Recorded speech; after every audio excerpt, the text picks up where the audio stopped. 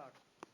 Arguments heard full stop, record produced full stop. The petitioner was steadily armed with a hatchet and he caused injury with its wrong side below the left eye of Nisar complainant full stop.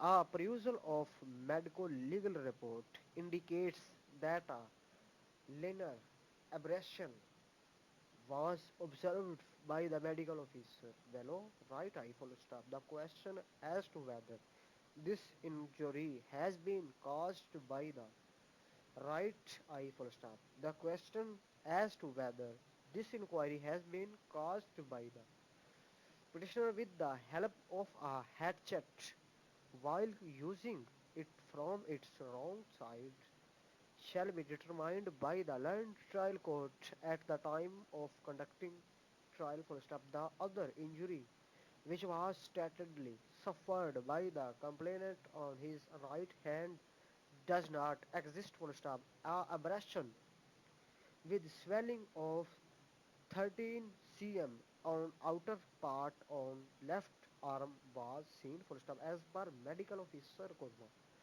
Below this injury comma no fracture was observed full stop. It is further observed that the petitioner suffered injuries during the present occurrence full stop. The complainant party concealed his injuries and did not disclose these injuries during the recording of statements under section 155 CRPC and 161 CRPC full stop. The concealment of injuries of the petitioner makes the matter doubtful full stop. It also observed that the petitioner appeared before the investigating officer and installed a cross version which is well supported by the statements of other witnesses and the medical evidence full stop relying upon the judgments full stop.